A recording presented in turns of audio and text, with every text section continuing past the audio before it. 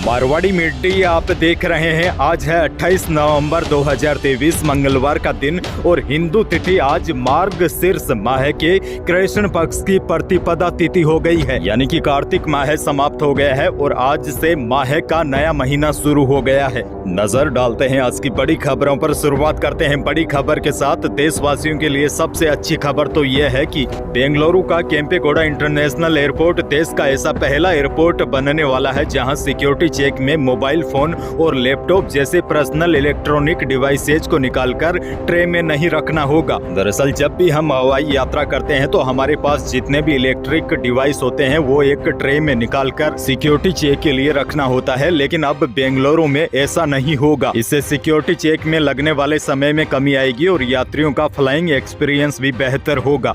आगे बढ़ते हैं। एक और बड़ी खबर। अयोध्या में अगले साल जनवरी में भव्य राम मंदिर में रामलला की प्राण प्रतिष्ठा होगी। रामलला की पहली आरती के लिए जोधपुर से घी भेजा गया है।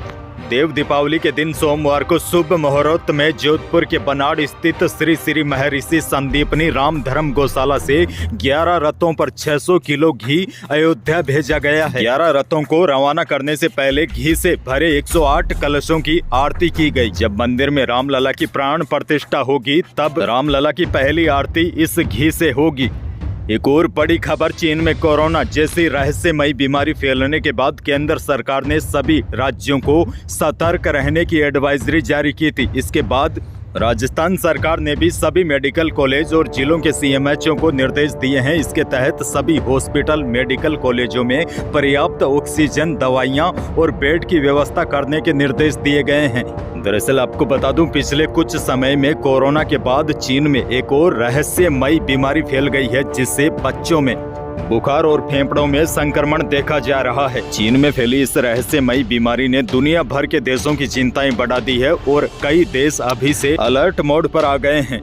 आगे बढ़ेंगे। राजस्थान से बहुत बड़ी खबर। 199 विधानसभा सीटों में से 117 सीटों पर पिछले चुनाव की तुलना इस बार वोटिंग प्रतिशत में बड़ा इजाफा हुआ है। हालांकि 82 विधानसभा सीटें ऐसी है जहां पिछली बार की तुलना में कम वोटिंग हुई है। बढ़े हुए वोटिंग पैटर्न को बदलाव का प्रतीक माना जाता है। अगर पुराने ट्रेंड को आधार माना जाए तो यह सत्ता में बदलाव का संकेत माना जा सकता है और जिन सीटों पर बड़े नेताओं के बीच मुकाबला है वहां पर भी वोटिंग प्रतिशत बढ़ा है। तारानगर, लक्ष्मणगढ़, शिव तिजारा, पसेड़ी, सवाई माधोपुर, हवा महल, मांडल, खंडेला जैसी अनेक सीटों पर पिछली बार से इस बार ज्यादा वोटिंग हुई है। एग्जिट पोल बता रहे हैं कि बीजेपी की सरकार बनेगी, लेकिन प्रदेश की जनता किसे सत्ता की चाबी सौंपेगी यह 3 दिसंबर को ही पता चल पाएगा।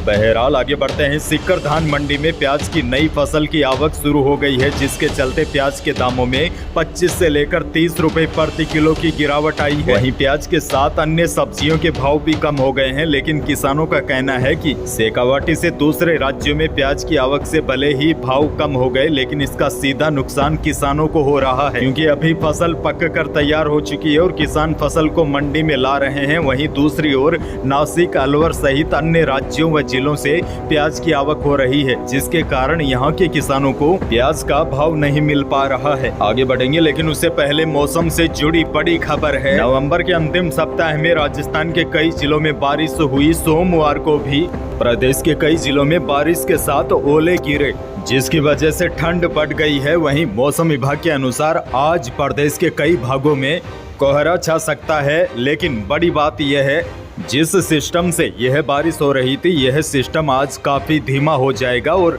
अब धीरे धीरे आज शाम तक प्रदेश के अधिकांश भागों का मौसम शुष्क रहेगा। उत्तरी हवाएं चलेगी, जिससे तापमान अब और नीचे आएंगे। आगे बढ़ते हैं। खेल जगत से बड़ी खबर। शुभमन गिल को आईपीएल की गुजरात टाइटंस टीम का कप्तान चुना गया है। गिल ने हार्दिक पांड्या को रिप्लेस किया है। हार्दिक पांड्या अगले सीजन में मुंबई इंडियंस की ओर से खेलते नजर आएंगे। अच्छा देखिए बड़ी खबर। पेट्रोल डीजल की कीमतों में आज भी कोई बदलाव नहीं हुआ है। 1 दिसंबर को पेट्रोल डीजल के भाव में बदलाव होने की संभावना है। वहीं बड़ी खबर आपको यह भी दे दूं, 1 जनवरी 2024 से मारुति, ऑडी और टाटा की गाड़ियां महंगी होगी। मारुति ने 1 साल में तीसरी बार अपनी गाड़ियों के दाम बढ़ा दिए हैं।